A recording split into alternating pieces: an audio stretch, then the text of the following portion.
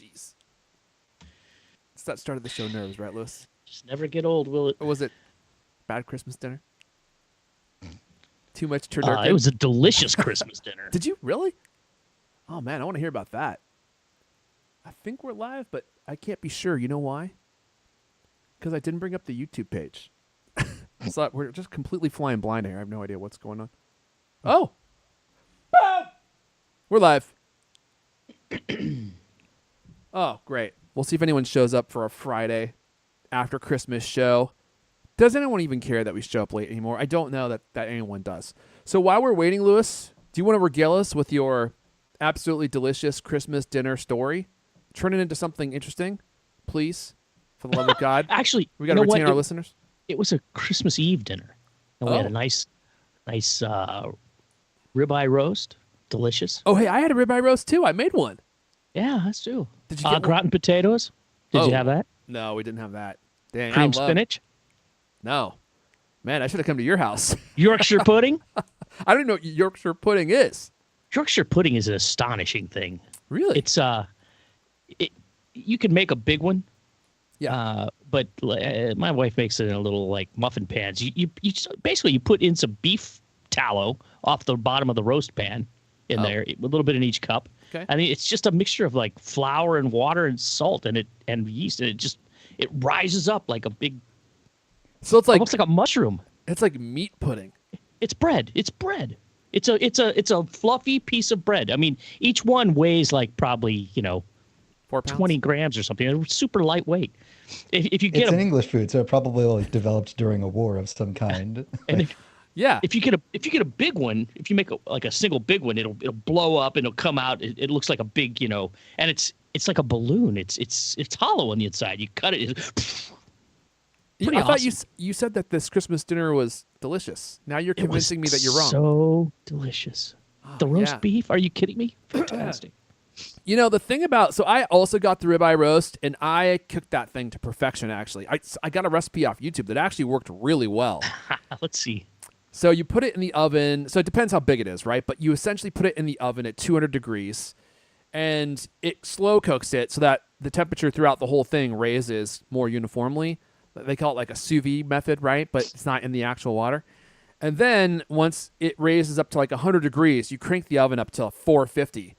And that temperature kind of crisps the outside.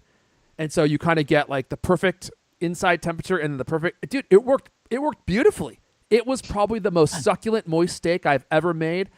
And the problem is my kids and my wife will only eat it when it's hot out the oven. That's it. So we ate maybe half of that thing. First of all, my wife bought a 7-pound ribeye roast. I'm like, it needs to be 3 pounds max. Like, What? 7 pounds is a lot of beef. Yeah, And we had an 8-pounder, and there were only 3 of us.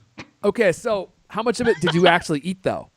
Oh, yeah. Because my kids... probably about not even half. Little nibble, right? My wife eats like a little slice, and then I'm left to eat the whole rest of that dang thing for the next 4 or 5 days, and it's just, nonstop meat fest for the whole time.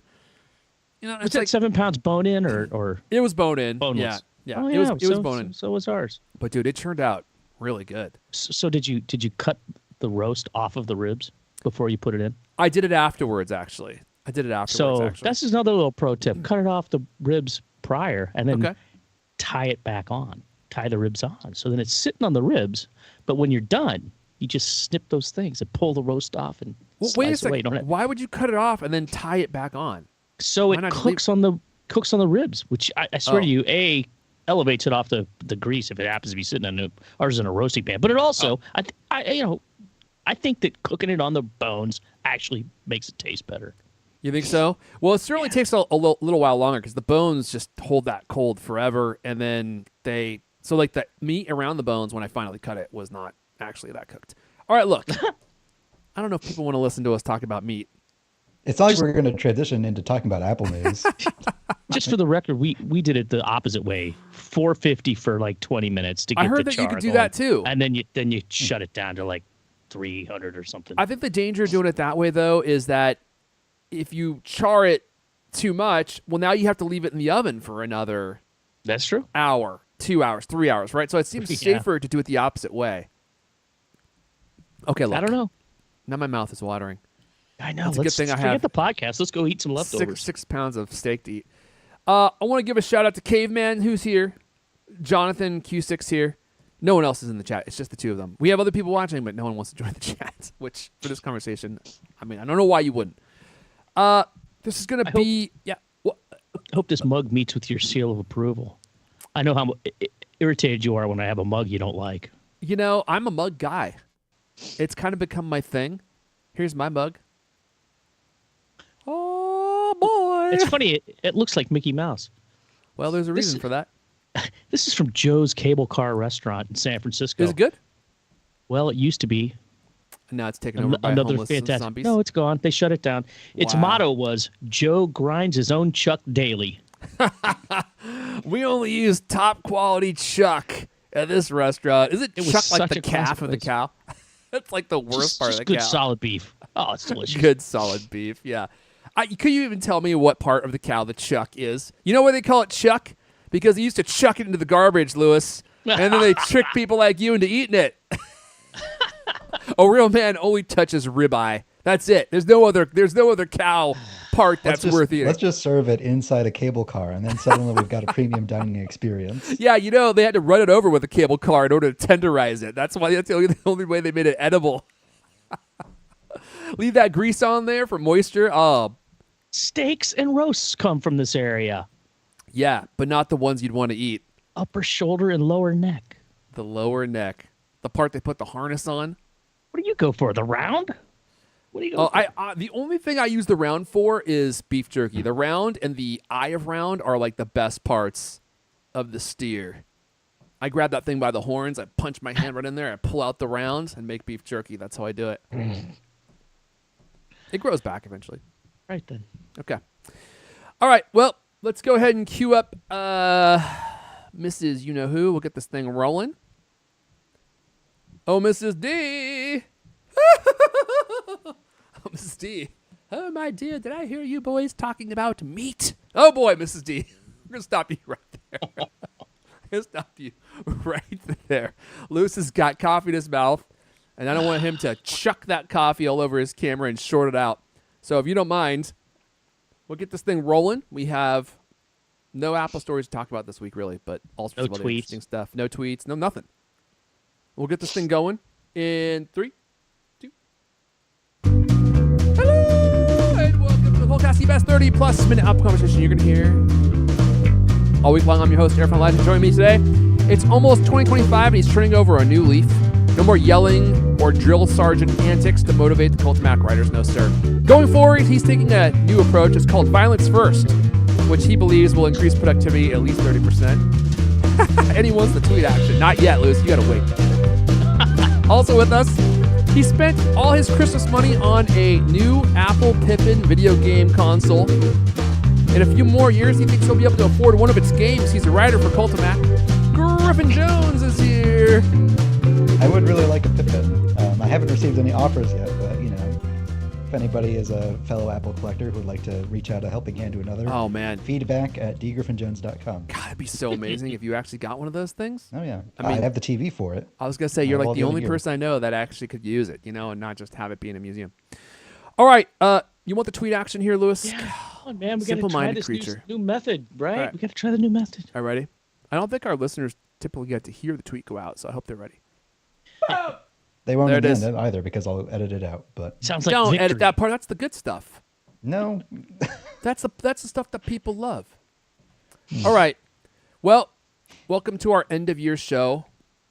We have little, if no, Apple news. I mean, if we happen to talk about something Apple, it's just a coincidence because there's obviously no real news to speak of. But that's okay because we any got plenty of other resemblance to stuff. Apple news stories, real or fictional, are purely coincidental. There may be a couple Apple mentions in this episode. There may just be. But this is our favorite and least favorite stuff of 2024, the final episode of the year. I actually love that we do this. This is probably one of my favorite things that we do because it gives us an opportunity to talk about stuff that we love and stuff that we hate, which is just great conversation, in my opinion. And it can run the gamut of shows, movies, Apple stuff, cameras, unbelievably powerful, almost magical level cleaning cloths. I mean, it could be anything that you want to talk about. Griffin or Lewis, especially those claws that you're using. And we don't know how long the show's going to go. We're going to just go round robin style until we completely run out of time, which we have no time limit. So maybe until we run out of steam, until Lewis gets extra sleepy, which he looks like he's about 20% of the way there already. We're extra hungry. Or that. We just spent about 20 minutes talking about beef and how to cook a ribeye roast, which I don't know if people would enjoy that or not. I really don't know. But before we dive in, I'll give a quick, shout out to Jose Negron. He says he's celebrating his birthday with the CultCast. Happy birthday, my friend. Oh, man. Celebrating his birthday with the CultCast. Is that a good thing? I'm not sure it is. But if you enjoy it, Jose, then we want to wish you happy birthday. Before we dive in, I do want to thank 1Password for supporting this episode. 1Password. I have a quick question for you all, especially for Lewis. Do your end users always, and I mean always, without exception, Lewis, work on company-owned devices and IT-approved apps? By end users? Yeah, your end users. Your array of end users. I didn't think so, Lewis. So my next question is, how do you keep your company's data safe when it's sitting on all those unmanaged apps and devices? Well, guess what, Lewis? 1Password has an answer to this question. Extended access management. Oh, you look relieved. Ooh. I've never seen you look that relieved. 1Password Extended Access Management helps you secure every device, every sign-in for every app on every device, because it solves the problem traditional IAM and MDM can't touch. So you can finally secure all those, I would say possibly illegal devices that El Caney's using for all sorts of nefarious purposes. The DEA hasn't completed their investigation yet, but I imagine there'll be more on that later. You can check it out at 1password.com/cultcast. That's the number 1, password.com/cultcast. Thanks to 1Password for supporting this episode. Let's dive right into the show. Lewis. Who wants to go first? This is going to be our round robin episode, as I mentioned. Anything you loved or hated in 2024? Lewis or Griffin has like 16 things. We told him we don't have time for that. You got to pick your top 5, maybe. But does anyone want to go first, or should I dive right in? I'll go for it. All right. That's what I like. Some initiative around here. Finally, some initiative. This is a product I was sent by someone who reached out to my public email address. Okay. I'm not entirely sure why. I don't know how much research into what I do they did. So it's a little confusing that they thought that I'd be a good person to talk about this. Okay. But they happened to be sending me a product that I already owned, happily used, and was starting to wear out. So I was happy to receive a new fresh set of these. This is called the Fur Zapper. This is now Griffin's giving away secrets on how he styles his hair. It looks suspiciously like that thing you talked about last week. It does actually look just like that, except I have a feeling this is not for you. It is about a similar size. It's like a large block of rubber shaped into like a round shape with like a little like paw hole cut out of it. Do either of you have a clue of what this product does? I'm going to guess that it removes animal fur from fabric surfaces. Yes, in laundry. And so laundry. The idea is that you throw these bad boys in your washer or dryer, and they are like the honey pot, the ant trap. They're like a sort of sticky rubber material, and all of the hair in your clothes comes off of the clothes, and it sticks to these bad boys. So I previously only had 2 of them, but now I have 4 of them, in addition to this backup set that they sent me that I'm keeping in the packaging. So I have 2 of these in my washer, 2 of these in my dryer, and they just sort of live there. And as someone I've worn plain black clothing, dark clothing, grays for a long time, but in the last few years or so, I would say that I've transitioned to wearing dark clothes obscenely covered in dog hair, because I have 2 giant fuzzy dogs. Their hair is literally everywhere. It is the bane of my existence. But now with these, I can slowly wean it out of my life. So do they actually work? On a scale of 1 to 10, how well do these things actually work? I'd give it a 7. It's pretty good. They don't collect all of it. Sure, nothing does. When it comes out, especially with these black shirts that I wear, the material that I have, like I, still do a little rub down to get any extraneous hairs off of my shoulders and, what's visible on the camera and stuff like that. Dang, dude, you sold me. I have a dog too, and its wiry hair ends up absolutely everywhere. My dog is a flippin' fur bomb. When I got that dog, she didn't have like her overcoat yet, and we thought she was gonna not really be a big shedder, and her hair is everywhere all the time, and she lays on our blankets, on our couch and stuff, and actually we have one of those robotic vacuums, which I think is a life-changing device. Every time I change that thing's bin or I empty that thing's bin, full of dog hair. It's just absolutely full of dog hair all the time, and it drives around our house. It doesn't fill up right away because we have a small, she's supposed to be like 14 pounds. She's probably like 19. She's grown a bit rotund in her older years, but especially because she doesn't move ever. My two dogs, one of them is I think 55 pounds. The other one is I think 85. Oh, and the 85-pound one is obscenely hairy. So like when I run my robot vacuum, I have to empty out the little tray like every day, about every 30 minutes that it's running. That's bonkers. Through the entire process because it just immediately fills up with dog If hair. you have a dog, even if you don't have a dog, but especially if you have an animal, I feel like those robotic vacuums are just absolutely life-changing. I mean, the amount of hair, like when you walk on your floor and things start sticking to your feet, like that gross sensation that you just haven't swept or vacuumed in a while just is completely gone. And these things, I would say, I haven't used one, although I did just reach out to Roborock to see if they'll send me their newest model. I hope they do. I haven't used one that does like a really super good job, but they all do a job good enough because they run every single day. And so they pick up enough stuff that you just basically don't have to vacuum very often. But anyway, if you have a pet, it's not about doing a perfect job. It's about doing a little bit of vacuuming when you don't want to. Yeah. I feel like you could use kind of like that same philosophy for this show. We're not going to do it perfectly, but we'll be consistent. Like we'll show up, and if we make a mistake, we'll fix it. Maybe. We're not the perfect Apple podcast, but you'll learn something. You'll definitely learn something. One thing every 90 minutes. I think that's true. I think that is true. And it's like what I always say. It's like we may not be the most accurate, we may not be the most studious, but no one's having more fun than us. I think that's 100% true. I mean, if you listen to the talk show for an entire year, if you heard one laugh, I would be surprised by that. So, yeah. All right, cool, man. I think you sold me. The Fur Zapper. I'm going to guess that you can get these on. The original one that I bought a few years ago was the same brand. It might just be like a thing that they repackaged, but, they're selling them. Caveman from the chat says the Fur Zapper was worth the price of admission this week.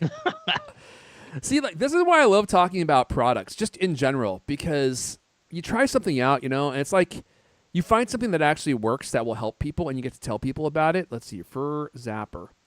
And I always love hearing about that kind of stuff. Okay, dude, you can get a whole 4-pack. Now, I have to admit, I'm looking at this on Amazon. Not the best reviews. Not the best reviews. But, it sure sells a lot. I wonder if people have their expectations are just too high. Like, they think that it's going to get rid of all the fur. But even if it only did 70 or 80% and it reduced your problem by 70 or 80%, I think that's a big win. Okay. Fur Zapper. You can get a 4-pack on Amazon for $24. Oh, wait a second. Yeah, they're also not very expensive, so Or you can get a 2-pack for $9. How does that work? This is obviously the much better deal. Because a 4-pack here would be $18. Okay. Who wants to go next? Lewis? You want me to go next? I just feel so inadequate. I don't have like a list of 27 things like Griffin. Right. Well, I'll talk about something I've talked about on this show before while you gather your courage to go next. This is going to be a pick and an anti-pick. I've talked about it so much already on the show, maybe not enough. But I'm going to talk a little bit more about my Fujifilm X100 VI. The X100 I love this camera and I hate this camera. I actually even thought about selling it, to be honest with you. Hottest camera of the year, backlogged for months. If you buy one, good luck getting it in even 2025, I would say. TikTok blew this camera up. People love it. Mega hyped. The most hyped camera of all time. And I was on the waiting list, as many of you know, for months and months and months, probably like 8 months before I got mine. Just absolutely absurd. And there are things I like about this camera, like the size of it. It is so lightweight and easy to carry. I love the integrated flash. I think it works really well. I like that the lens is small and compact. The whole camera is compact, and it's just easy to carry around. But this camera, I just feel like, has so many weird quirks. Its autofocusing system is like schizophrenic, which I think you could say about many Fujifilm cameras. It's just kind of like an odd camera. I think it's meant, and I've said this before, it's meant for people who are like out in nature, going to take a picture of something far away that's not moving. It's like, then it does that great.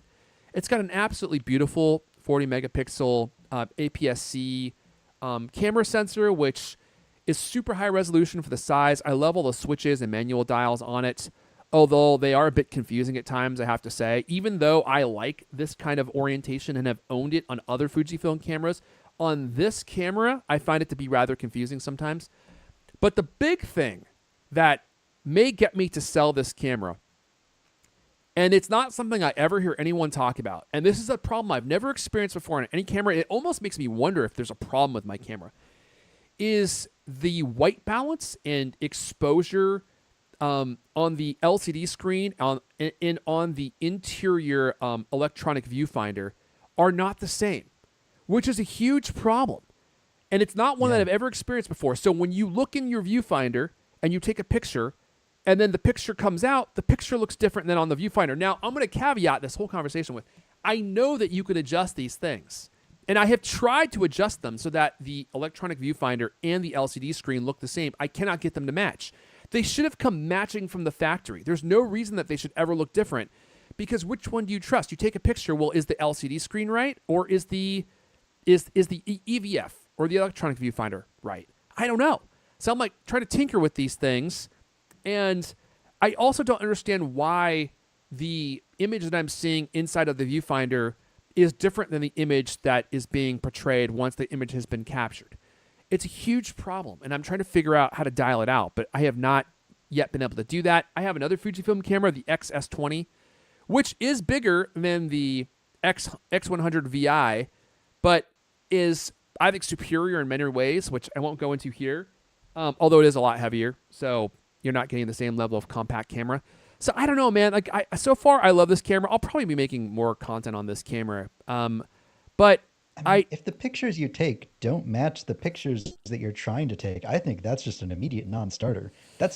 It's failing at its purpose as a camera, which is to take pictures. But I don't know if it's user error, if it's something that I should be able to dial out, or if it's an actual camera problem. I don't know yet. So that's what I'm trying to figure out. Because I did just get it, and I'm trying to use it more and more often.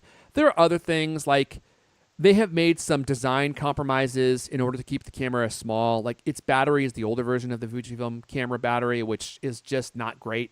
Doesn't last very long. You can see if you're watching the live stream or the video, watch.thecultcast.com, by the way, that has a very small camera grip, which makes the camera uncomfortable to hold unless you have like a strap or something on it. So there's just a lot of compromises, and maybe the camera is just not for me. Maybe if you have small Alex E. Heath hands, then this camera is perfect for you. And there are a lot of things I do like about it. I love the camera filters. I do like the manual controls to a certain degree. Like I said, I love the flash. So I'm kind of like on the fence whether or not I even want to keep this camera.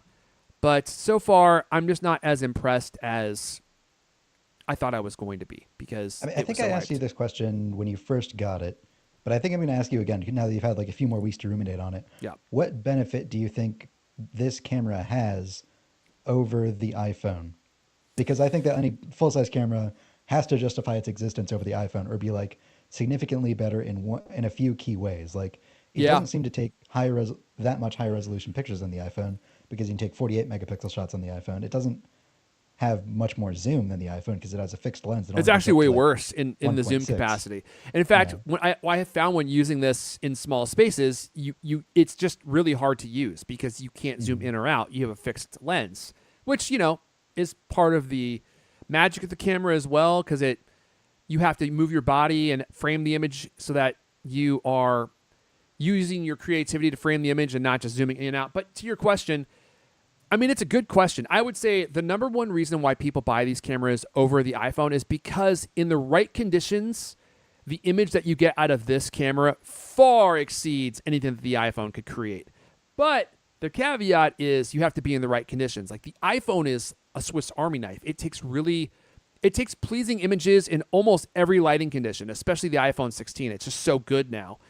But in a lot of instances, I think that the iPhone produces images that are like too sharp looking, or the depth of field is too low, and you could use like the fake depth of field that iOS includes. I don't think it looks nearly as good as a camera that actually does that optically. And just the quality of the colors and the quality of the image of itself. I mean, this camera will blow the iPhone away. But sometimes that stuff is not as important as the versatility of the iPhone. Like in a high dynamic image or a lighting scenario, the iPhone takes good images. I mean, if you're in the shade and it's really bright behind the shade, the iPhone is going to expose that image properly because of its computational HDR. And the Fujifilm or any other camera can't do that. And so there are scenarios where I would actually prefer to use the iPhone. And the iPhone is also just easy to use, and it's with you. And I think the user experience, like the UI of the zoom between the three lenses on the iPhone, is probably one of the easiest to use, most ingenious UI mechanisms that have ever been devised. It's almost like the inertial scrolling or the pull to refresh on the iPhone. Those things were so ingenious that they kind of changed cameras and phones because they were just so easy to use and so intuitive. And I think that little scroll wheel that you get on the iPhone is one of those things. It makes it so easy to control the zoom in and out. No other camera or no other phone that I've seen gets anywhere close to that. And so it just makes it a versatile tool. And this camera has a lot of limitations that make it harder to use. Like you have to really... There are instances where I have to force myself to use it because I have it. But like I said, when it is in the right situation, which are many situations, the images are unbeatable. Like it looks so much better than the iPhone, and you could obviously see it. So I don't know, man, but it's an expensive camera at $1,600. And that's if you get it from a retailer and aren't buying it, black market, which I wouldn't recommend doing. I mean, hey, if you're not happy with it, you can sell it and probably make money ultimately. Because you could probably sell You it could. for $2,000. I could sell it. Yeah, I probably could sell it for $2,000. Dipsy Doo from the chat. Did I just walk into another Apple should make a camera rant? I think Apple should make a camera. And I think that they might actually They do eventually do it. Oh, give me a break. You know what I mean? But I mean, I hear that they're thinking about making a smart doorbell, which I would also love. I don't know if there's a big enough market for Apple to enter the actual camera space, but Apple's computational HDR paired with higher end sensors and an actual lens, I think would be absolutely killer. No one is doing computational HDR like Apple does. Look what they're able to accomplish with a phone, with a teeny tiny little sensor and those teeny tiny little lenses. Like imagine that, but in a real camera, it would absolutely destroy. No one would be able to get anywhere close to it. But I think that they're a victim of their own success. Like I don't know if cameras are a big enough market for them because of the iPhone that it's worth them entering. But I don't know.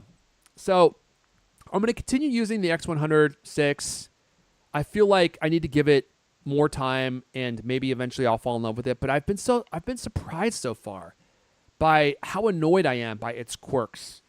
And like I said this before, maybe I didn't articulate it very well, but it's just not it's not a good tool for people who have fast-moving subjects or any kind of like, I would say, challenging photography situation where things are moving all around or you need to rely on your autofocus. It's more of like a consumer-grade camera where your subjects are stationary and you have time to plan and like take your shot. But if you don't have time, if you need to react quickly, this camera is really not that good at doing those things. And that's a lot of scenarios. So it limits its utility, in my opinion. But it is beautiful, and that counts for a lot, when you have something that is in your hands that you enjoy looking at. So there is some stuff to love about it, but it's so far I'm just not super. Is this what I've been showing on the live stream this whole time? My goodness. That was a mistake. Anyway, that's my pick and my anti-pick. 2024. Lewis, what do you got? I'm gonna talk about something we talked about previously too. Okay. A little TV show called Fallout. Love that thing. I forgot, dude. I forgot that show was this year. It seems like so long ago, and it was such a. It came out like in April or something like that. Yeah. Such a great show.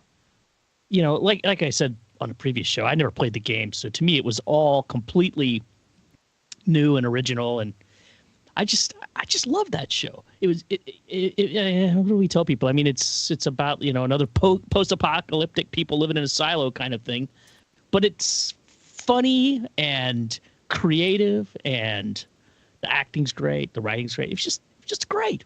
And unlike Apple TV Plus, I believe it was all released at one time, so you could actually just watch it. Or did I just wait till it was done? I just cannot do the 1 week at a time thing anymore. I'm so sick and tired of that. In fact, if one of the worst things of the year is Apple continuing to do that, release shows 1 week. I go and look at the Apple TV Plus app, and there are all these shows that I've started watching, but I haven't completed because the end didn't arrive at a convenient time, right? It's so much better. We can just watch the whole thing, you know, like basically 9 weeks to start 2 batches. Yeah. But then you're perpetually behind, like, you know, what's current. I realize they're trying to drive interest and all that, but I think they're just trying to keep you in the subscription, right? If they release it all at one time, then you just get their subscription for a month, you watch the whole show, and then you cancel. I was trying to watch Silo this week, and I was like, oh, it's not Friday yet. The episode's not out, so I can't watch it yet. I know, and it so sucks. They keep you in there. Well, is it that? Or I mean, maybe that's probably part of it, but I also think they want to, you know, promote each episode somehow. You know, like I think the Apple PR looks at it as a 10-week promo period rather than, you know, like, oh, it's one and done. Not that they couldn't go ahead and promote it over 10 weeks or even the whole entire year, right? But yeah, I mean, you got Dipsy Doo in the chat saying 1 week at a time is best, creates discussion among friends. Yeah, maybe. And here we are. It creates disgust among people who love the show and can't tune in once a week. Yeah, it is. I mean, especially if you're watching it with another, like your wife or some other person, right? Then it's like you got to figure out a convenient time to watch that during that week. As opposed to just, hey, we got nothing to do this weekend. Let's watch 4 episodes on Friday. And then it was so good, let's watch the other 4 episodes the next day. That's what always happens with us. And in fact, that hasn't happened with a show in a long time, you know, with as much as Fallout. I mean, we were both like so into watching it. We just couldn't stop watching it. She never played the game either, obviously. But well, you should. I mean, I don't know if you game, but the Fallout games are really terrific. I wouldn't maybe touch Fallout 76. I haven't played it. I've heard it has a lot of problems, and it's not like traditional Fallout. I'd probably start with Fallout 3 or maybe even Fallout 4. But the games are just like the show, but I think even better. I think the show does a pretty good job at bringing you into the world of Fallout, but that world is even better in the game. I think. Like, I don't think they quite nailed it. At least they haven't yet. And I also feel like they're kind of retconning some of the stuff within the game, which I don't love. And I don't really love that they are making Walton Goggins' character like the Fallout guy, like in all the little statues and stuff. I'm like, I don't really know if I love that because it's kind of messing with the lore a little bit. But they did do a pretty good job. I completely forgot that show was 2024. I know. It seems like forever ago that we were talking about it. Yeah, but, it was a while ago because I think it came out at the beginning of the year. April When is 10th. season 2? Oh, really? Was it that long? You know, it's okay. I was doing a little research on that. It looks like season 2 possibly next year, but most likely 2026. What? Why are they waiting so long? I hate it when they do that. I mean, yeah, well, people look forget at about Severance. I mean, there's all kinds of problems, right? In the research that I did, it said, oh, they shot it, and it took like a year in post-production. Wow. You know, for the imagine. first season. They just started filming. Dipsy Doo from the chat. Wow. In November or something. So. Wow, that's wild. We don't need really to talk more about it, right? Like what it is. If you like kind of goofy, it's kind of sci-fi comedy with over-the-top cartoon violence, whatever. I mean, I thought it was great. Have Funny, you watched the engaging. the teaser that Apple put out for Severance, they put out like the first. I think they just like that they have put out a preview that's just the first 8 minutes. Yeah, they've of the been doing first that episode of lately. season I 2. refuse to do. I mean, come on. Yeah, I'm going to watch 8 minutes and then I'm going to wait another month to see the final 42 minutes. Screw you, Apple PR. Come on. Well, I watched it. I thought it was good. I'm excited. I haven't watched it yet. I don't know. It And for feels those like of you that such a missed it, Griffin rip-off. was just saying they released. Is it like the first 8 minutes of the episode? Yeah. Okay. I heard like 5 minutes of it was just the guy running around in the hallway. Panicking. Well, yeah, it's a big hallway. Yeah.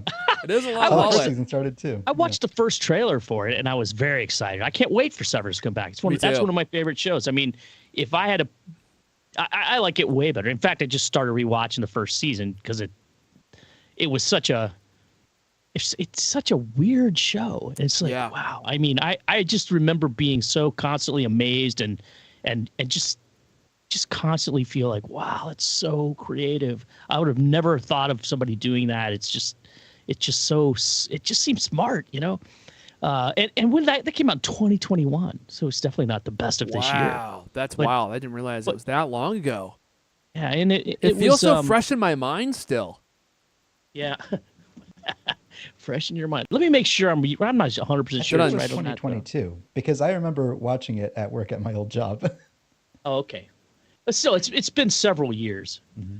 I guess what I was going by, it's been a 3-year gap. Mm. And of course, I can't do the math in my head because we're not I in floated this 2025. idea to Lewis, but I want to pitch it to you as well, Irfan. All right, lay it on How me. do you feel about doing, for off topics as season 2 is going on, we just do 10 weeks of like post episode discussions, like that sort of thing. I would be fine with that. I guess my only concern would be a lot of people that listen to this show may not have watched the content. And I know for me, I don't want to listen to shows if I haven't watched the episode yet because I don't want to hear spoilers. So I feel like we would be limiting who could actually listen to us talk about stuff. That would be my only concern. Well, the good news is that you won't release them until, what, 2026? Touche, Lewis. Touche. So, like, it will be at least a year after the episode has come out. So, yeah, at that Should point. be a safe distance. Well, we got Ben Farr from the chat. He's feeling weird. He says he's listened to every podcast we've ever done. This is the first time tuning in live and probably seeing our faces. Wow. I know. I'm sorry. And he's not sure how he feels about us now that he's seen our faces. Who can blame him? This is why it's best just to keep listening, Ben. It was a Well, mistake for you. now he's all caught up, and he's going to have to wait a week between every episode. But you know what? Once you get used to this, once you get used to these faces, and I know it takes time because they're all so chiseled. Lewis's goatee is always so finely tuned. And then it starts to grow on you. And then you can't imagine listening like without gold. without the faces, you know? So it just takes a little while to get used to it. Okay, great pick, Lewis. Great pick indeed. Griffin, sending it back to you. Okay. We're already like an hour in, and we've only done one pick each. This is a bit of an off the wall pick. But Oh. you know what? It's We're- had a oh, big, weirder than the more fur than the trapper. fur zapper? I mean, hey, that's a product that people can buy. Yeah, okay. Let me tell you about this. When I moved out here to the middle of nowhere, I took a big hit culinarily because there's not a lot of restaurants around here. There's like a Mexican restaurant within reasonable driving distance. There's like a Chinese restaurant, but I happened to move within somewhat reasonable proximity to one of my favorite pizza places, which is called Romeo's Pizza, which is a chain that's I had only seen around like northeastern Ohio. Mm-hmm. So I was surprised to find it kind of where I am in like the central farmlands of like western Ohio. But they have an insane deal. I don't know how long this has been going on, but they have an insane deal. Every Tuesday, you can just buy a pizza and get an entire second large pizza completely free. Like just straight up buy one get one. I feel like Domino's pretty much has that deal just running all the time. Well, you know what? But unlike Domino's, this is actually like really good, high quality pizza. I've never seen like a boutique. How dare you? It's like these aren't cheap pizzas. Like a large pizza with one topping is like $17. Not the cheapest. That's pretty much every pizza in Seattle. Yeah. Yeah, that's actually cheap. Yeah. Well, in Ohio, that's an expensive pizza because Ohio's a pretty fancy low cost pizza. of living place. Yeah. But this is good pizza, and it's just like straight up 50% of it is free. And I imagine they expect you to like buy soda or like buy cheese bread or garlic bread or whatever. And like that's the stuff that they actually make their money on. I'm probably one of the only people who like just goes there to buy two pizzas, only spend like literally half as much as I should, and just walk out the door. And I do that with alarming regularity. And you know what? Then I've got 4 or 5 meals for only $16. It's genuinely insane. You're And working the system.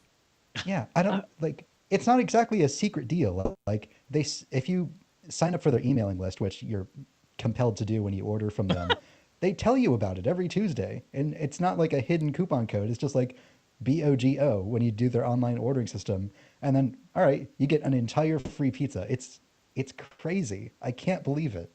I genuinely cannot believe that they still do it all the time. I'm happy for you. It sounds like a great deal. And who doesn't love free pizza, man? I mean, And it's excellent pizza.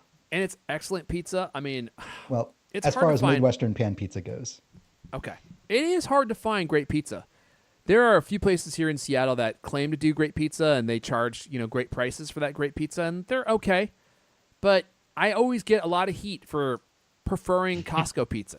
I think in our area, Costco makes one of the best pizzas. And they also, if you get them on the right day, they'll make one that's rather thin crust. That's almost like a Brooklyn style pizza, which is the closest that you can actually get to Brooklyn style that I've seen in Seattle. There's probably places that I haven't heard of.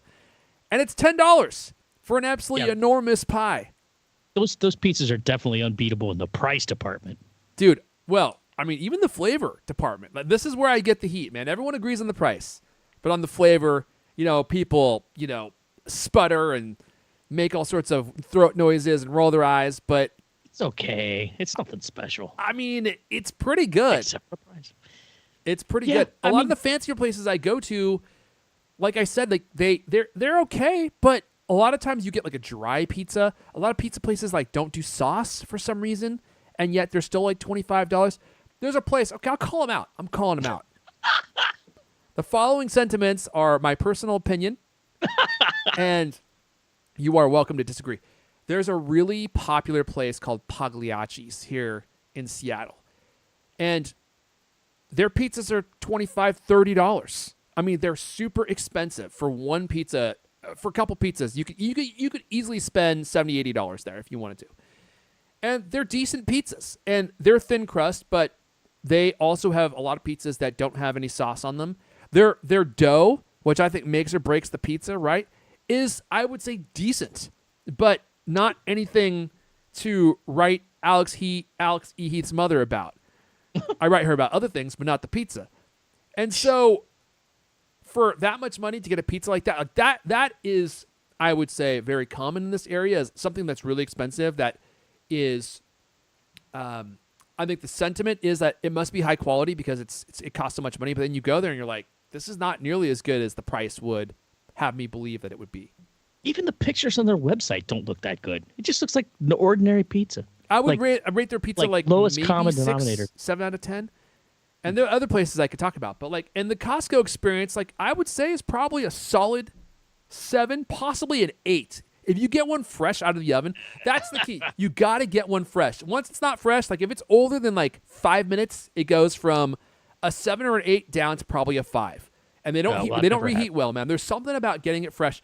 And so sometimes when you go there, they'll try to like, you go order a pizza and they'll try to grab one off the top of the shelf that's been sitting there. And I'm like, put the brakes on that, my friend.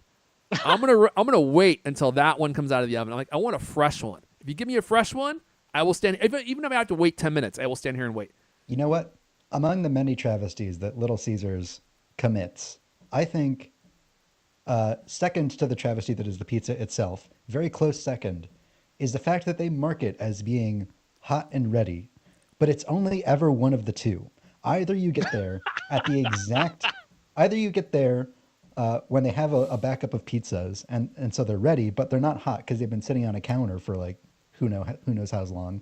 Or you get there through the drive-through and they're like, oh, we don't have any pizzas. You have to wait like 20 minutes. So it's hot, but it's not ready. It is very rarely ever both.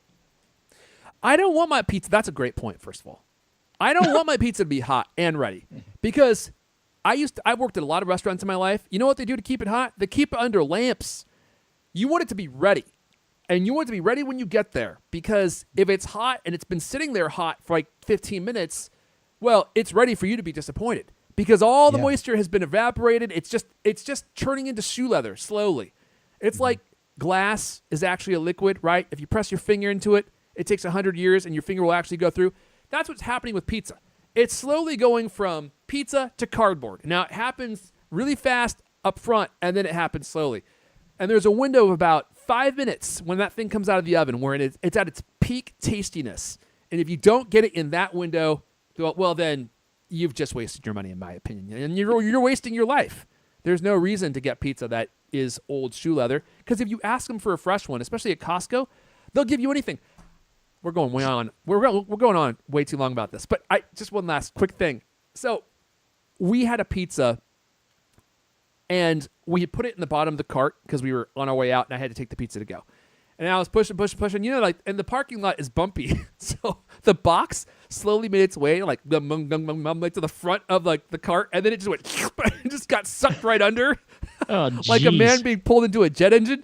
And the cart went. I was like, "What is going on?" And I just run over a child, and I look, and sure enough, the pizza has been upside down and run over by the cart, so smashed into the pavement. We ran over the box, and I was like, "Oh my gosh," you know. So I went back in, and I was like, "We just ran over our pizza. Like, can I have a?" And the guy didn't even let me finish. He's like, "Let me get you another one." You know, boom, hot pizza right out of the oven. Costco will do anything to make you happy. I could tell other stories, but that's not what we're here to do. All right. You know what? Yeah. You guys been talking about these pizza places. I got to talk about a pizza place that I started going to this year. It doesn't have to go forever, but this place is great. Sure. It's called Slice House. You ever been to one? I don't know if they're in any of you. I don't think there's any. No, but the fact that east they're of even the called Rockies. Slice House tells me all I need to know. It's Brooklyn style. Well, it's all kinds of things. Have you ever heard of Tony Gimignani? Oh my gosh, look at that slice. No, I haven't. This guy is like, you know, award-winning pizza maker. He's got a shop in or a restaurant in North Beach in San Francisco. I think that's where he started out. And that one's just called Gimignani's. I can't remember exactly. Gimignani, look at this guy, man. You know that guy knows how to make a pizza. Then he starts franchising these Slice House locations, right? And for some god unknown reason, my wife gets her haircut like a half an hour from our house. I live in a major city, right? Mm-hmm. I mean, she can probably get her haircut 20 feet from our house. No, has to go down to I don't even remember what the town is. Somewhere down on the peninsula. Great. But the one thing that makes it worthwhile is there's a Slice House right across the street. And so now, every time we go down there, we go over and get a couple slices of pizza and split them. And it's the best. So they make multiple kinds. They make New York style, thin crust, whatever. We get one of those Sicilian style. That's kind of a lot of bread. I don't know, not my favorite. Grandma style, I don't know. Pan fried thin crust. It's okay, interesting. They got it all. The Detroit style. Oh my freaking God! You like the thick ones, huh? That is those Detroit style pizzas that they make are like the best pizzas I've ever gotten. It's like pizza on top of a cake. It's got. You see that brown stuff on the edges? That's cheese. It's melted in brown. Good, man. Swiss cheese. Wow. I mean, that is on par with the deep dish, pizzas you get in Chicago. It's got that much super tomatoey flavor and just my God, man, if you're at these ingredients look good too. Like they've got a lot of variety on here, and they've got some toppings that really pair well together. Yeah, I mean, you can order whole pizzas, but we always just go in and get a slice. And you walk in and they'll have like one or two New York style ones, one granny style, one Sicilian, one Detroit. So you kind of limit it or whatever if you don't want to get a whole pizza. But yeah. So when your wife goes there to get a haircut, they seem to only be in California. Sorry, I didn't hear either one. So go ahead, Griffin. Go for it. So when your wife goes in for a haircut, do they cut both of your hairs for free? No, they would probably charge $100 for that too. No. Dude, anyway. I could do a whole podcast on pizza. I seriously, we could start like a whole show where all we do is talk about pizza. In fact, Dave Portnoy, from Barstool. Isn't that his thing? Like, doesn't he just do like I eat pizza at different places and just talk about the pizza? I could do that for sure. I could do that for sushi. I could do it for pizza. There's a bunch of food genres that I could just go eat and just I wouldn't even talk. I would just be like, ooh, like. I got to tell you, man. Ever since I discovered this, I'm a whole lot maybe less not an audio irritated to have podcast, to drive the wife down there. This makes it worthwhile. It's worth driving a half an hour too. Yeah, dude. Now you're making me hungry for pizza. I'm going to Costco later today, actually. So, but God, this place looks great, Lewis. I've never heard of it. Sadly, you have pitched something that I can't experience. So, thanks for ruining my life. I think there's one in Vegas. Oh, great. Yeah. Well, let me drive there. Yeah. It's right now. It's mostly West Coast. Yeah, they got a ton like, of them in California. L.A., San Francisco, they got Sacramento, franchise opportunities. mostly Maybe I should California. open one. Yeah, honestly, like it's so good. And you walk in there, you see these big bags of their flour right in the back. They just kind of sitting around and all this stuff. And I'm like, man, I wonder how much they teach you about this. Like, because it has to be. I have this cookbook called, the Pizza Bible or something like that, right? And the basic crust, like, oh, you make it, you let it sit for 2 days, you do this, all this. It's not like just a simple thing, right? I mean, to make it that good, you got to follow certain rules. And yeah, I mean, I it's a franchise, but man, it's good. I don't know. That's the only one I've been to. I mean, the one in North Beach is good, but I've never been to one in, L.A. or Vegas or whatever. But. Okay, dude, they got one called the Picante. It's on like Brooklyn style crust. Dude, this thing, so tomato sauce, mozzarella, pepperoni. We're already looking good. Linguiça? Is that like spicy sausage? Yeah, I think that's I can't remember. I don't know what that is. Chorizo, I think that is spicy sausage. Ricotta. Oh, man. Banana peppers. Oh, dude, I love banana peppers. Calabrese peppers. It's like spicy peppers. Serrano chilies. Green onions. Oh, my goodness. And Cholula. They got Cholula on it. That one's going to light you up, buddy. Yeah, that's going to burn on the way in and the way out. You got to be careful of that. That Cholula stuff is no joke, man, and it tastes so good. And my kids always chastise me now when they see me using hot sauce. They're like, don't eat too much of that. You're going to be up, at 4 a.m. The volcano's going to erupt. Yeah. Oh, man. All right, well. I did not expect to talk about pizza, and I am now very hungry. Romeo's Pizza. I'll be ordering it on Tuesday. Okay. I'm getting Costco today. Just think how nice it'd be if you could just sit and listen to an off-topic podcast and eat your free pizza on a Tuesday. That's the life right there. Who's next? Is it me? Mm-hmm. All right. I got so much I could talk about. I finally did it. After watching all of the best outtakes of Matthew Berry from the Toast of London, you guys have all heard me talk about him. I just been watching, like, people keep putting together like these mega clips of like Matthew Berry segments from like these different shows, and he's also been on well, there's a show that I think it's even still ongoing called What We Do in the Shadows, which is this Jermaine Clement / oh god, who was the director of the new Thor movies? I can never remember that guy's name. What Tati or something? Taika Waititi, right? I think that's how you say it. Taika Waititi. He's on it too. Matthew Berry. And I finally got a subscription to Hulu, which is where you can watch the show. Because Hulu and Disney Plus were doing a promotion where they give you both for $3 a month for the first year. So I was like, dang, this is too good to pass up. What is it? You get what? And what? It was like a Black Friday promotion, I think. It might even still be ongoing. I talked about it here on the show. It's $3 a month for Hulu and Disney Plus. It's the ad supported, which I actually hate. Taika Waititi, thank you, Jose in the chat. I actually hate ads in shows. They're so intrusive and pull you out of the experience. But whatever, it's $3 a month. So I've been watching What We Do in the Shadows, and it's exactly what I would expect it to be. It's quirky and entertaining, and Matthew Berry's in it, and he's probably like one of my favorite characters. And as much as I've enjoyed it, I would also I'm kind of surprised that I don't really laugh that often. Like, I actually haven't found it to be funny. Like, I have found it to be amusing, and I watch it, I'm like, oh, that's interesting, or that's kind of funny, but like, I never actually laugh. And so, as much as I've been enjoying it, I've also been slightly disappointed by it, because having watched all these Matthew Berry clips, they are edited in such a way where you get like the cream of the crop, like, and the reactions that he has to many situations are really funny.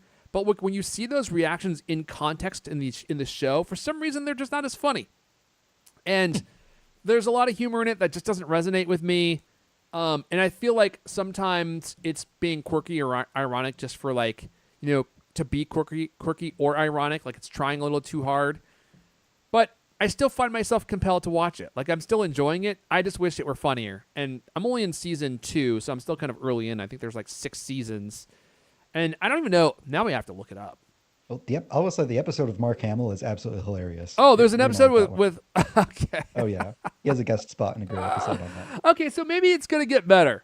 It's on FX, by the way. Let's see. Can I pull this up? And I feel like I'm being too hard on it. Like, it is a good show, and I do find it to be entertaining. And so far, it's definitely been worth watching. I just am surprised that I don't think it's funnier. Now, I should also add, I find that it is actually kind of hard to make me laugh. I wish I laughed more easily at these types of things. and maybe that's surprising to people. Maybe because when we're in this show, I feel like I laugh a lot. But we're having conversations, and I find our conversations to be funny or amusing sometimes. But like, when I watch stuff by myself, like, I actually find like it's really difficult for me to find something funny. There's just not a lot of shows out there that I have actually laughed really hard at. And I wish that were not true. I wish it were easier to make me laugh. I feel like being someone who's easy to laugh is actually a gift, because you get to enjoy everything so much more. But so yeah, I'm watching the show. I started watching it this year. It's obviously not new to this year, although they do have new seasons this year. Yeah, so it's still ongoing. They are on, what season are they in now? Season 6, I think. Season 6 is ongoing this year. I'll say it makes a big difference, like watching something with a group of people versus watching it alone. I can watch the exact same thing in a theater, like with a bunch of people, and, you know, laugh it up. Like, man, one of the most seminal, like, one of the most like awesome, memorable movements in a movie theater was watching like Star Wars: The Force Awakens in 2015 on opening night. Like, man, that was an electric crowd. Everybody was like laughing at every joke, you know. And then you rewatch it, and it's like, oh, that's amusing. kind of in the same way, you know. And let's see here. We got Matthew Dropko in the chat saying, "Is this like a reboot of Dark Shadows?" I think it is. I think it was actually. I think that was a movie, wasn't it? And I think it was made by Jermaine Clement, and then they turned it into a show. I think Dark Shadows is really old. Is it? Okay, so maybe that's. I mean, maybe there was a reboot of it or something, but I mean, there was a movie called What We Do in the Shadows. Okay, so that's what it is. It's a show version of that movie. And for those of you that know nothing about it, it's a show about these ancient vampires all living in a house together, contending with the realities of modern life. Like, the ancient romanticism of their past lives are just gone, and now they're living in like this modern world where people just don't believe that vampires exist, and yet they are all they have a lot of elements of their personalities that miss those older ages where they used to live because they were just more romantic and they could get away with killing more people. And it's just what is it like to be a vampire and exist in the vampire community? And there's a lot of absurdity.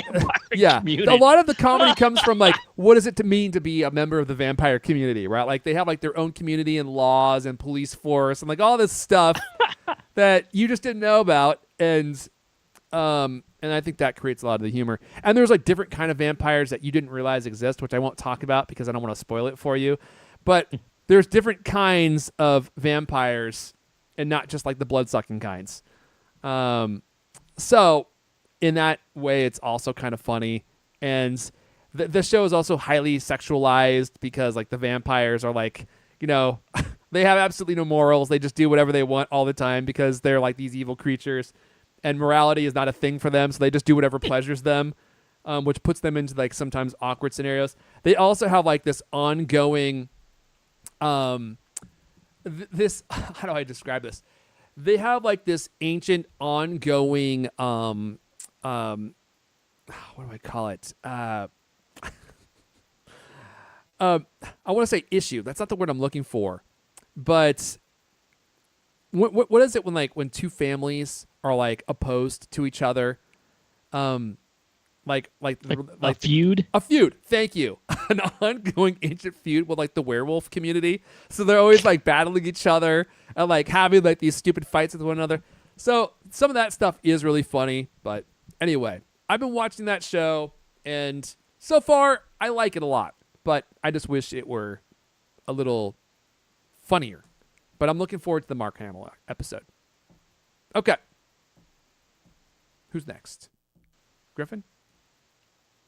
No, Lewis. Lewis's turn. Oh, jeez. Jeez. If you have nothing, Lewis, you can pass. Well, you know what? I'm going to talk about something because this is a surprise to me this year. I received this as a review unit or whatever, and I didn't ask for it. I just got it, and I was like, oh God! I almost didn't take it out of the box. I was like, what is this? It's the Anchor. What is the number? I had it up here. They don't put the numbers on there, or if they do, it's too small. Anchor 733 power bank, GN Prime Power Core 65 watt. Dude, their Prime stuff is nice. This thing, it is nice. And I was like, well, who wants a power bank that's that big and that heavy? Well, it's also got the little flip out plug-in switch, right? So you can use it as a charger. You can charge up to 3 things at one time. It's got 2 USB-C and 1 USB-A. Sorry, Lewis, what was the name again? Anchor 733 power bank. Here, I'll send you the. I got it. You got it? Yeah. And like I said, I was not thinking I was going to like this, but I found it to be incredibly useful when traveling. Because it holds a lot of power. You can always charge your phone up. You can share it with other people. You know, if like one of your traveling companions didn't bring a charger, it's got enough juice. You can charge up multiple phones at once. Get back to your hotel room or airport lounge or whatever. You can plug it in the wall and charge stuff. It just charges itself up. It's well built. It's solid. It's kind of heavy. It's about the size. It's smaller than an iPhone, but a lot thicker than an iPhone. Probably about an inch thick. It really it kind of shocked me at how useful it is. And I even end up this sounds nuts. I end up using this around the house. Like if my phone gets drastically low and I'm like, I got to go do something right now on the phone, I'll just plug it into this thing and carry it around rather than like having to sit right by an outlet, right? Anyway, good product. One of the things that I was surprised by, did not think it was going to I actually was almost like, why would anybody even make a product like this? But the fact is, if you have like a MacBook that you need to charge up, this isn't that much bigger or heavier than a MacBook charger. Plus, it does all these other things. Very, very fast charging, very, very handy. So, I mean, I like the fact that you can plug it in. Not a sexy product. You know what, though? People sleep on their charging tech, which I think is a big mistake. I think that people don't think about upgrading their charging tech. And I have friends that they'll use like that little square charger, iPhone charger from, 15 years ago. We had an article about why you should never use those anymore. Dude, they're terrible. And all day they're to charge super slow. They take forever. And then I see people use like those old, like giant brick iPad chargers still. And people tend to not want to spend money on their charging tech. But dude, look at your life. How much stuff in your life needs to be charged? And if you have a good charger, it can charge all your gadgets all at once at full speed. And it may have other features, which, Anchor usually builds into their chargers.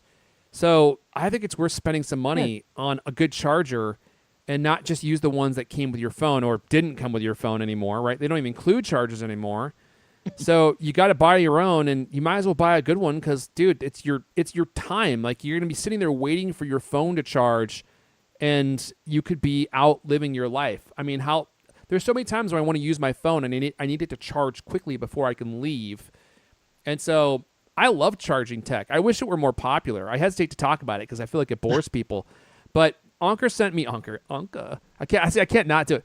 Anchor sent me 2 chargers. One I'm using on my desk, and another one that I'm using inside the house that I'll probably be talking about in the near future. They're fantastic devices, and they make your life so much better, and they charge your devices so much faster. It's totally worth it in my mind. And the thing that's shocking about Anchor is just how much product they push out. You know, yeah. It's like almost impossible to keep on top of what's new, what's coming. I mean, they've got a whole bunch of different kinds of power banks. I mean, this one, I'm not even sure if this one came out this year. It might have been the end of last year. But they have, if you look at, they've got all kinds, you know, a lot of them that have these same kinds of capabilities that that I was talking about. Even more storage. There's one in here, 650 milliamp hours. I mean, good grief. It's almost like you could power your Tesla with it or something. Oh, maybe for 30 seconds. As long as you keep it under 25. Get the blinkers working. No, All right. I mean, it's awesome, you know, because it's super easy to use, super easy to charge. I the other day when my brakes went out, I had to borrow my neighbor's car. You know, I'm like, I don't know what. I got to charge up my phone because it's almost dead, and I need to use it to. I can't use CarPlay because his car doesn't have anything like that. So I'm just gonna use the phone in CarPlay mode. I just grabbed this thing and ran out to the gate, hit the road. Great. Well, I love that it works as like a plug-in charger, and that also charges its own battery. That's a really great idea. Yeah, it's deceptively simple, isn't it? Uh-huh. Yes. Okay. Moving on. Griffin, I think we should do one more each, and then we should call it good, because we could just keep going and keep going and keep going. But now I'm hungry. I want to go get I'm some pizza. extremely hungry. I wish it was Tuesday and I lived in Ohio. I kind of want to go to Ohio just to try that pizza. Actually, I'd go to San Francisco first so I can try that place that you mentioned, Slice House. What do you got for us, Griffin? All right, I'm going to end this on an anti-pick. Okay. I was trying to come up with one because we started this last year. They were a hit, but I didn't really not enjoy a lot this year. But then I realized I was missing the forest for the trees, and I looked up and I realized there was one thing that was like a rain cloud over all of 2024 for me. Trying to buy a house is an absolute goddamn nightmare. Let me tell you what. I work for CultCast. I have a contract-based job. I basically guaranteed income, much more so than a regular job where they can just let you go on any old Tuesday and suddenly you have zero income. So you would think that would help my case, but for whatever reason, it does not, because they need, I don't know. I'm also incredibly fortunate to be able to even consider this. I have a good support system. I have, people who will help me through whatever place. I can put down a down payment. I don't even want an especially nice house. I'm not looking for, a $250,000 whatever. I'm trying to move into Akron. Akron isn't. It's not even moving that good on of a city, up. Yeah, to right? Akron. Exactly. Nobody. Very few people aspire or dream to live in Akron, but it should be easy to move there. But for whatever reason, we need 2 years of financial history. Okay, I'll give you financial history. Your 2 years of whatever taxes you need. Oh, but your current job, you've only worked at full-time starting in 2023, not 2022. In 2022, you were only working at CultCast part-time, and you only made, a few hundred. So technically, from a legal perspective, my income over the last 2 years averages out to only be like $700 a month, which it is not. I can assure you that. But I don't know. So then I run down the list of, all of the family and friends and people who I am at least comfortable asking, hey, can you help me co-sign a house? Because even though I have guaranteed income for the year, for whatever reason, the financial system does not believe me. And, can you just put your name on a line and help me buy a house? And, it is a lot to ask of people. People are scared, in this economy, whatever. No, so that's how I ended up staying here in the middle of nowhere for another calendar year. But you can guarantee that on January 1st, 2025, I'm going to start running all of my taxes as early as I can to see if I can get approved and move out of here. Buying a house, it's a mess. I am privileged enough to have it not be that big of a nightmare, I would think. But what do you know? I can't get one. Whatever. You know what's funny is when we bought our house in Seattle a while ago, I was kind of technically a contractor, although it was an open-ended contract. There was no end date. And I was making more money than my wife. But our lender said that because they considered me to be a quote-unquote contract employee, that that couldn't be used in the calculation. So they took my income out of the calculation because my wife was a teacher. And even though she made less than me, it would be more likely for us to get a loan if we didn't include my income at all and we only used hers. And sure enough, that's what happened. And they gave us a loan based solely on her income, even though that made like our debt to income ratio much higher and everything else. And they would rather not count the money that I made, even though it obviously increased like the stability of our financial position, and only use hers, which means that we would be making, less money on paper. And then that's okay. So the whole thing is totally bizarre. I mean, they have all these like arcane rules that you have to understand to get a loan. Yeah. I don't even have a lot of debt. Like I paid off my car. I don't have that much in student loans. I only actually had to pay out of like personally for like us one singular semester of college. I'm incredibly lucky there. Free college. It's great. I recommend it. But like, I don't know. I don't have any debt, but I guess legally speaking, I don't have very much income either, which is weird because I can show them a contract that says, hey, I'm going to make this much this year. Oh, because you're not a W-2 employee. Yeah. Yeah. God. Yeah, see, that is so strange. But like a W-2 employee, you can just fire one of those people. And then there's absolutely no more stability being W-2 than being contract. Well, maybe a little bit more because with contract, they can just say, yeah, you're done. And they tend to do that maybe more often as a contract employee versus a W-2. Well, if the contract has a fixed date, so if Leander decided not to renew my contract, I would at least know when that's going to happen, Right. I don't think he's going to surprise you with that. Well, you just need to ask El Caney to make you a W-2 employee and quadruple your rate. Just ask him.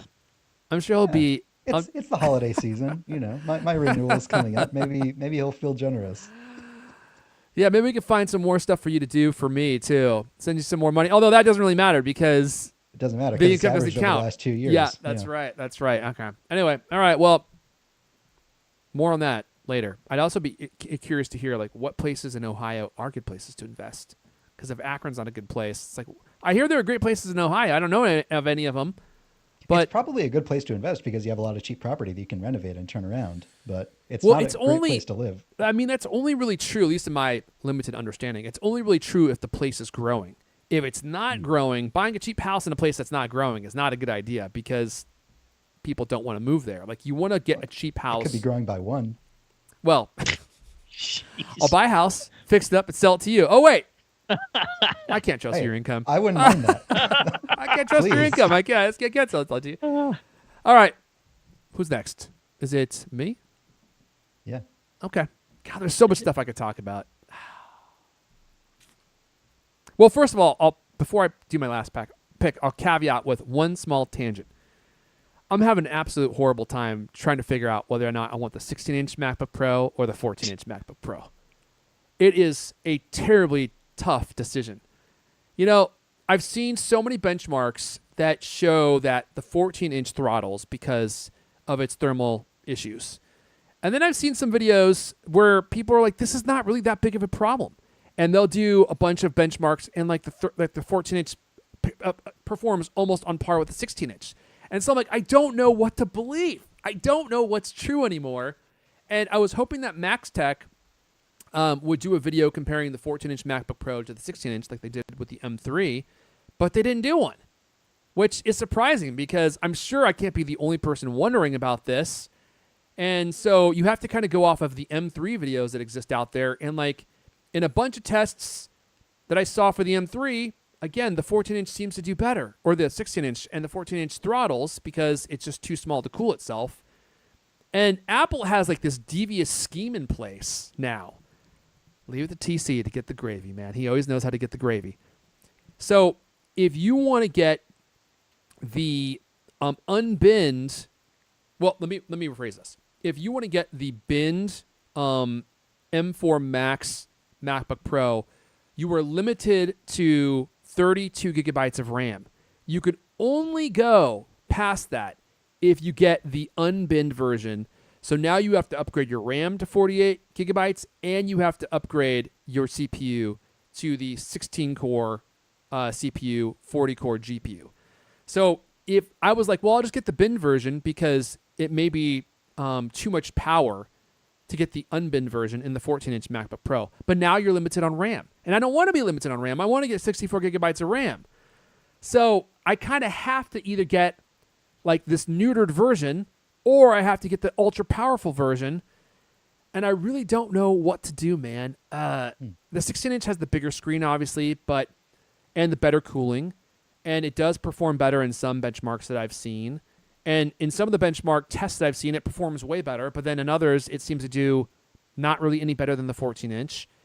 And so I'm agonizing over this decision. I really just don't know what to do. And I want to buy it in January, which is right around the corner. I'm also on the fence on whether or not to get the 13-inch iPad Pro or the 11-inch iPad Pro. These are all very first world problems. Yes, I'm going to be dropping a lot of cash, but it's been a long time since I've upgraded any of my Apple stuff. So I'm like, okay, every once in a while you got to plurk down the money and, get something new. I mean, my personal opinion, I would go big laptop, small iPad. I've always been a big laptop person, like ever since I got my first laptop in 2006, which to be clear was not my first computer, but my first laptop. I had a 15-inch like Acer PC laptop, then I've just always been on the larger laptop side, like, I 15-inch typically have Sony too. Vaio, 15-inch MacBook Pro. And when you start with like a PC laptop, it just gets you used to the big That is bulky true. size and weight. Because like a 14-inch PC laptop is heavier than a 16-inch MacBook Pro.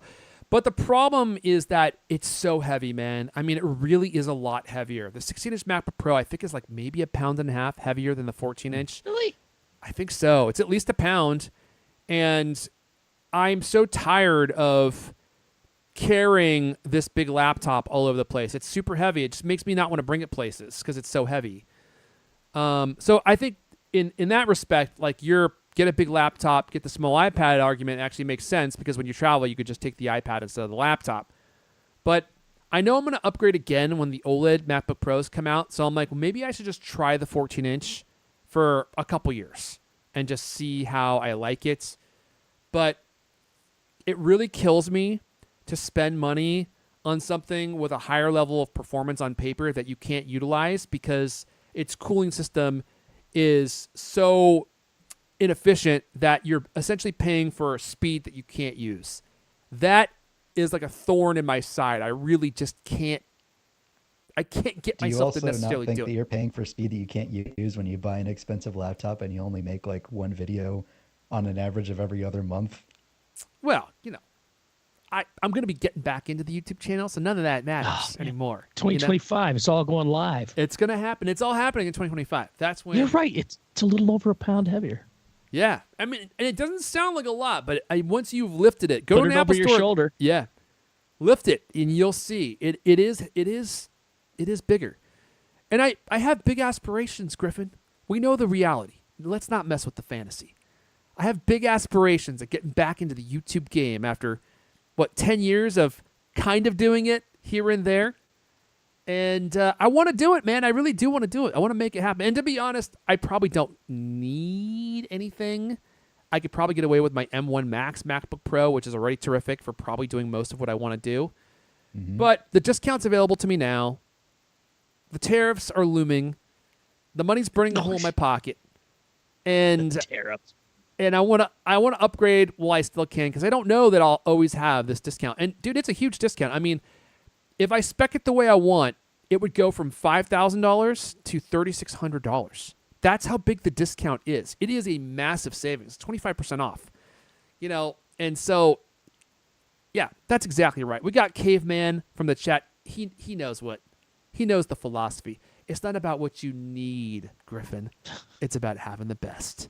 Well, about having the best that Apple makes. Can I at least say that, like, even with regards to the iPad, even Federico Vitici, the iPad guy, when you think of person who loves the iPad, who does a lot of stuff with the iPad, much more stuff on the iPad than you would do, and I think you'll even admit that, even he chose the 11-inch iPad over the 13-inch iPad because it's just much more comfortable for that form factor. And for that reason, I think I'm going to just trust what everyone's saying and just go with the 11-inch. Not to mention the 13-inch is $300 more, which is a steep price to pay for just 2 inches of screen. I mean, it's the same in every other respect.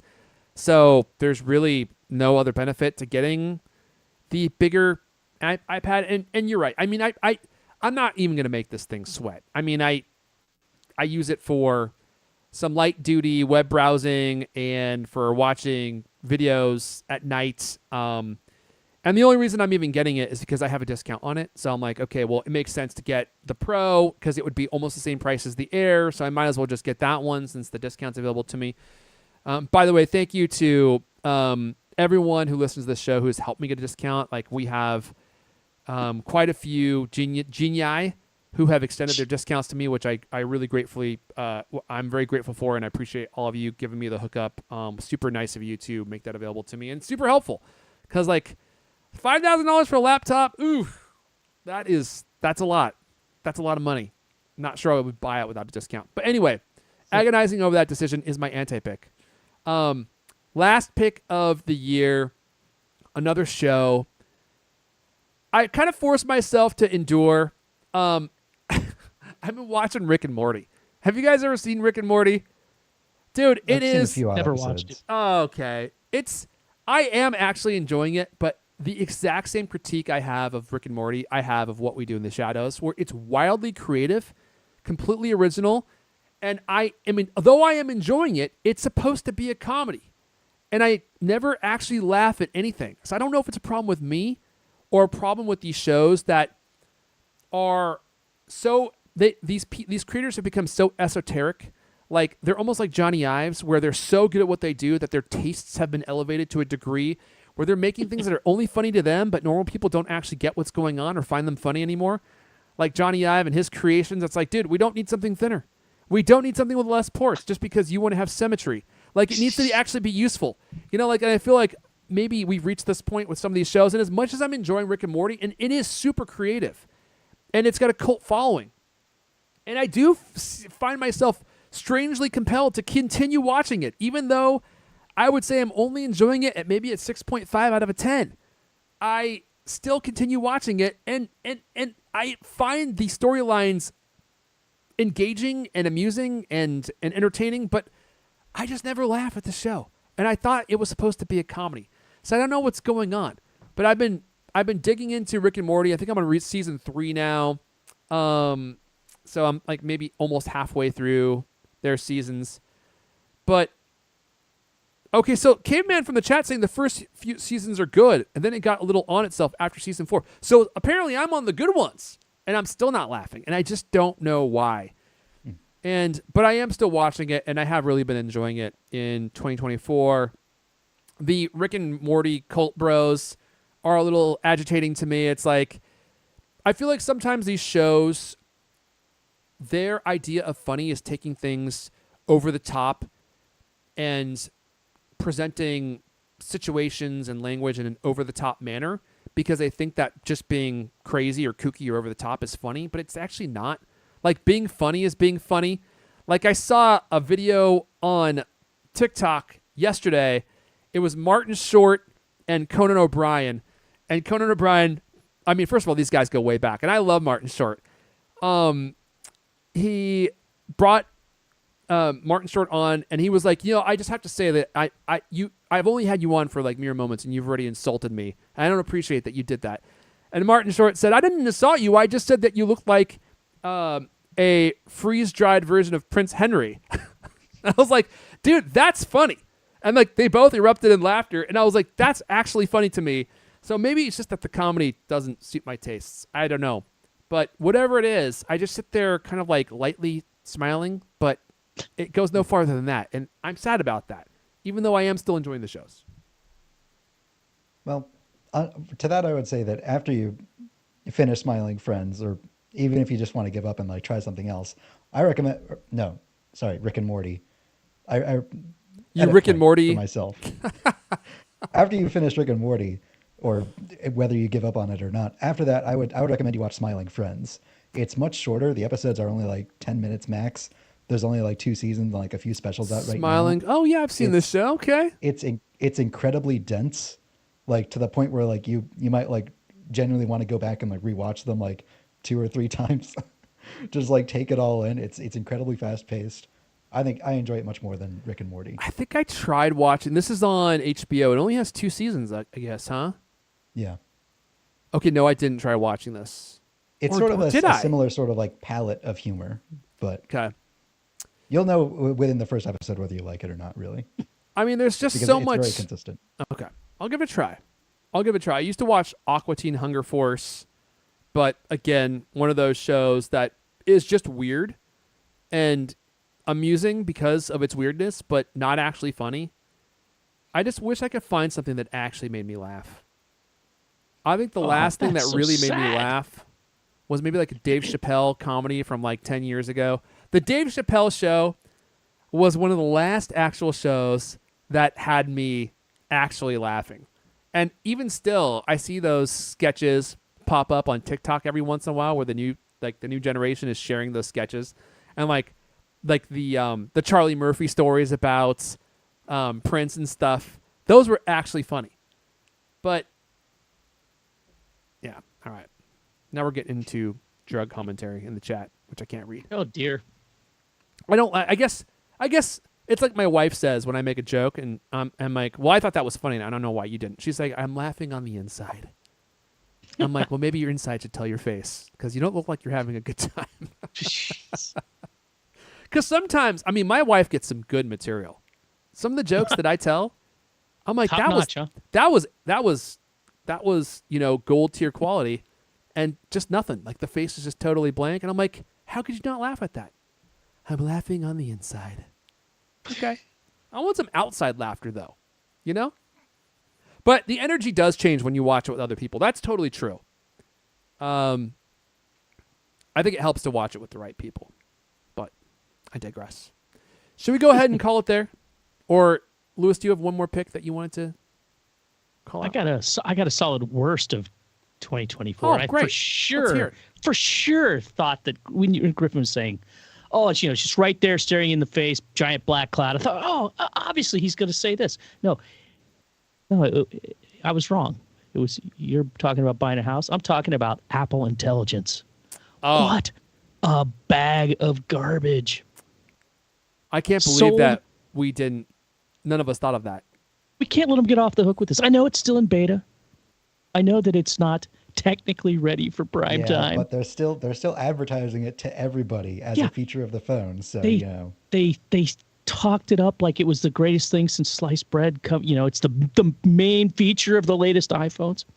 I got a lot of questions about it over Christmas from people who are not even Apple fans or really plugged into technology. So it's really, I mean, I've been trying to use it a lot lately.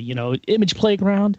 I mean, it's Playground in particular is this far from being completely and utterly useless. It's Photo Booth it's 2024 the biggest edition, man. swing and a miss. Yeah. Well, it won't let you use Apple product names, which comes up in my line of work. It won't let you use people's names. It constantly tells me, add a photo from I want to have every single thing designed around a picture of somebody in my photo library. And it's oddly enough, it's a weird selection of who those people are. I don't know if there's even a way to tell it. No, never. I don't ever want to use this person for one of your amazing creations. You can, as Griffin showed us, you can add Hitler to your photo library, and then you can start to create something that looks like Hitler. And the end result is always this like weird Pixar art crap, and it's low resolution. Some of the things have been okay. It's always real, like squeaky clean, and sometimes it's utterly bizarre. Still can't. I mean, I realize Apple Intelligence Image Playground is the only one with this problem, but it still doesn't know how many legs a camel has. Doesn't know how many fingers the typical human has. Things like that. But it's not just that. I mean, notification summaries. They range from like marginally useful to complete and utter garbage. We talked about this last week. They're creating fake news, attributing this completely fake bit of news to the BBC. Inventing a husband for Joanna Stern. Yeah, and if you go, great. And if you go and look on Twitter or X at any given time, you'll see tons of people like just basically posting the latest ridiculous thing that this is posted. Jinmoji, Jinmoji is kind of okay.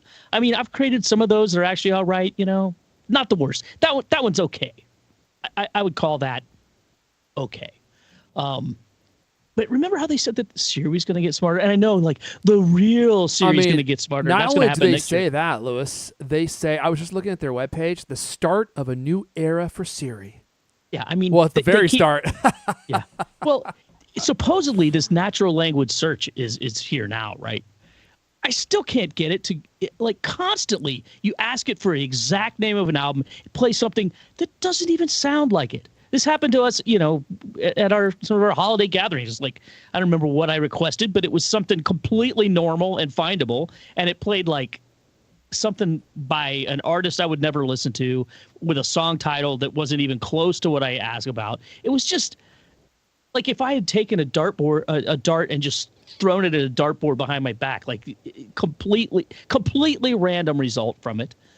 Let me see what I've used some of the writing tools. I've checked them out anyway. I think those are okay. They're on par with what you get with rewriting something in ChatGPT or something like that. Slower. It's all doing it on your device. And I feel so much safer knowing that all my information isn't being, pumped somewhere else. I don't know if I actually care about that.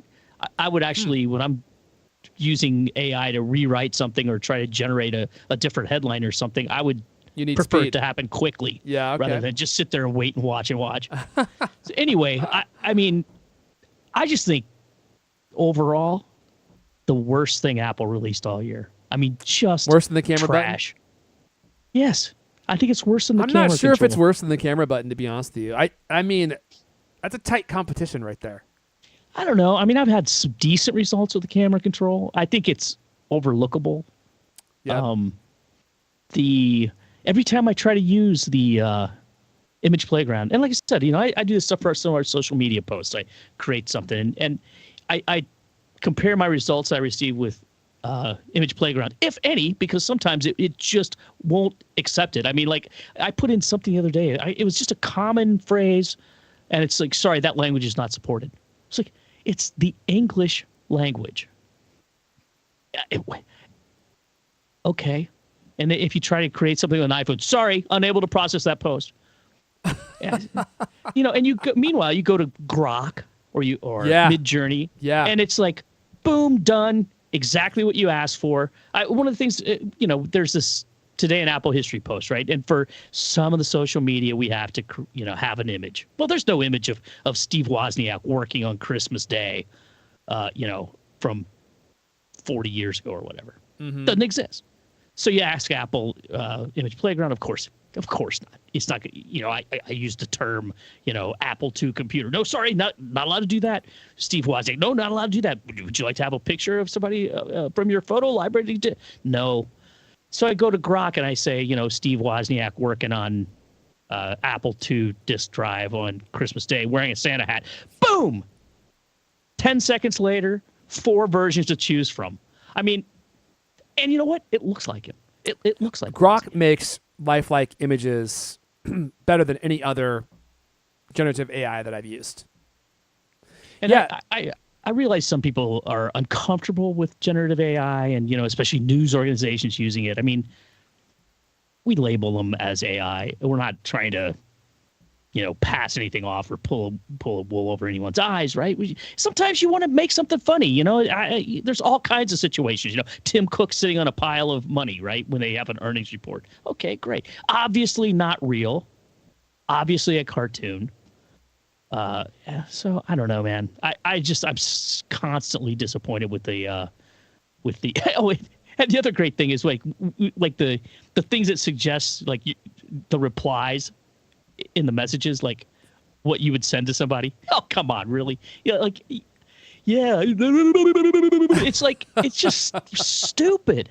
It's stupid and pointless. Anyway, rant over. Hearing to you me, talk it's the worst about it, product here. Hearing you talk about it, it just makes me think, the tool is always fighting you. Like you feel like you're trying to like wrestle an answer out of this thing, and you could just go to Midjourney or Grok and get it, and those tools are built to anticipate and give you what you want. And I don't know that Apple will ever iron out these poor user experiences because they're based on certain philosophies that I think Apple has. And I think that they're also based off of a certain level of protectionism. Like Apple doesn't want to give you something that could make their brand look bad. And Grok and Midjourney. Like fake BBC News headlines. Like that. Or a picture of Woz doing something unscrupulous. You know, like Apple has to maintain their level of brand image and integrity or whatever you want to call it. And Midjourney and Grok, they're scrappy startups. Like they just got nothing to lose. It's like when Steve Jobs left Apple and went to Next and he was like, I feel like I entered one of the most creative periods in my life. Like all the weight and the rules and the this and the that, I let it all roll off my shoulders. I'm paraphrasing basically now. He didn't say any of this verbatim, and he was able to just go do what he thought he should do to make Next. And Apple can't really do that. Like they just have all these constraints and baggage. And so the stuff that they have integrated in Apple Intelligence just doesn't work as well as their competitors and isn't really practical or useful in many ways. But does it need to be? They've got the numbers, man. They've got so many devices. And they're going to make this the default software in all those devices. So people are going to use it just because it's there. And so they know that. And they only have to make it good enough. Like it doesn't have to be the best. People that need something better, they're going to go to Grok. They're going to go to Midjourney. And Apple probably doesn't care about that. Eventually, they're going to add some kind of Apple Intelligence nonsense to Apple One. You'll be paying for it in some way. And they'll get tons of money just because they have the user base. But for guys like us, like Image Playground, it really is Photo Booth 2024 edition. Like I used it a few times and I was like, it's often not able to give me a result. It doesn't know what to give me, or the result is too cartoony to be useful. And so I just don't use it anymore. So I'm with you, Matt. I still think the camera button is worse, but I am with you. Apple Intelligence, the only good thing that it's done is send Apple stock to the moon. And so I use it every day. Well, that's true. Apple stock is absolutely on a bender. Did you see the image I dropped in the CultCast Slack? Let's see. That's still my favorite one from Apple Intelligence. It's so ridiculous. What the heck? You got to work that into the image thumbnail or the podcast thumbnail, Griffin. I will. I actually think that's quite a cute image, Lewis. It's like it's a, for those of you that aren't looking, it's a hand, like a surgical glove filled with liquid, fully with like two udders for legs. It looks like it's a Pillsbury Doughboy, but it's just a hand doing a thumbs up with legs. In a very cutesy room surrounded by hearts and glowing lights. I actually think that's quite endearing, Lewis. I actually kind of like that one. I mean, the style of the Image Playground artwork, it works for certain things. Definitely a vibe. But it's so that one, I mean, it's not all trash. That I although I think Griffin said it should have a not safe for work warning on the image because it's something weird about it. But I don't know. Ugh, so disappointing overall. Let me wrap up with this. We got to go, but a couple quick things before we go. First of all, I think we're about to hit 13 years, 14 years in February. Wow. Something like that. I need to go look. I've lost track. So heartfelt thank you to everyone who listens to the show regularly. Some of you have been with us since the beginning, which I always love hearing from you all. And I always say, I'm not sure if the show is getting better or worse. But I will say this. This year has been one of the most fun years I've had doing this show. Like, we lost Leander. That was obviously a big hit. And maybe one day he'll come back. And Lewis and I were just doing it by ourselves for a while, which was tough because even though we were having fun, like neither of us could ever take a break. And I think adding Griffin has been great. And also, Griffin, your help editing this show was a huge burden off my shoulders. So I'm glad I was able to trick you into taking that on. And I want to thank everyone who has just stuck with us. And for those of you who have supported us in the very exclusive Cult Club, you're not getting what you paid for. I think I'll be the first to admit that. But I hope that you feel good. I mean, it's true. I always have big visions. It's the execution that's the hard part, Lewis, because I just don't have as much time. And But I hope that you feel good about just supporting our show and helping us have a future here. Like, podcasting is a tough business. Like, we're not over here making millions of dollars. And I think podcasting, there's really only maybe a few podcast genres that do really well. Shows revolving around tech, I think, are a tough sell. A lot of people don't want to listen to three nerds talk about an Apple device. Like, they want to watch a YouTube video or something like that. But I feel like this is almost like car talk. Like, we use Apple products as a vector to have a show where we talk about other stuff. And to be honest, like, the stuff that we talk about that is, I guess, secondary to Apple, or even the shows and the movies, like, those are often the favorite things that I think we talk about and produce, like, the best commentary and the stuff that makes me enjoy the show the most. So I just want to thank you all for listening and for hanging out. And if you haven't forked it over yet, let me just ask you, would you consider forking it over? $5 a month, $60 a year. It is money. I fully admit that. And people don't have a lot of money these days. And also, everyone's trying to get your $5. Everybody wants your $5. But if you're gonna fork it over, why not give it to us? Don't give it to HBO. Don't give it to Netflix. How much value do they give you? Virtually none. Netflix only releases like. Do they genuinely give you 90 minutes of entertainment every single week? Well, probably that and more. We got to scrap that argument, Griffin, because I'm not sure that if they actually think about that, well, we might lose the $5. But in any case, I do want to say thank you all, and we love that we get to hang out with you, and it's like hanging out with friends every week, which I love. I mean, a lot of weeks we do this show for free, and I've done lots of episodes for free just because I love doing it, which is why I think we're still here just hanging out. But in any case, that's all the CultCast we have for you guys this year. But new episodes of the wait a second, I got ahead of myself. You could always come hang out with us in the very exclusive Cult Club. Just go to support.thecultcast.com, support.thecultcast.com. This has been the CultCast, the best 30-plus minute Apple conversation you're going to hear all week long. New episodes of the CultCast come out every Thursday night. I want to thank everyone for hanging out with us live and for listening and for hanging out with us this whole year. We will see you guys next year. I forgot to say Happy New Year. Happy New Year. And it's almost here. For those of you celebrating Kwanzaa, Happy Kwanzaa. Happy Kwanzaa, Lewis. I know you're a big Kwanzaa guy. I don't even know how to spell it, actually. Well, you don't need to know how to spell it to celebrate this. That much is apparent from Twitter. Are we doing a show next week, guys? Should we do a show next week? Yeah, probably. On a Friday, or what? Although we're probably going to be late. It's definitely going to be on a Friday. We probably should have mentioned that in the show. It's definitely going to be out on a Friday. Same reason it's delayed this week. Yeah. Unknown reason. Yeah, but I'm going to be out of town. I'm going to be with one Mrs. Alex D. Heath. Party time. Excellent. Not his wife. His mom. That would be rude. All right, everyone. Happy New Year. Catch you all next year.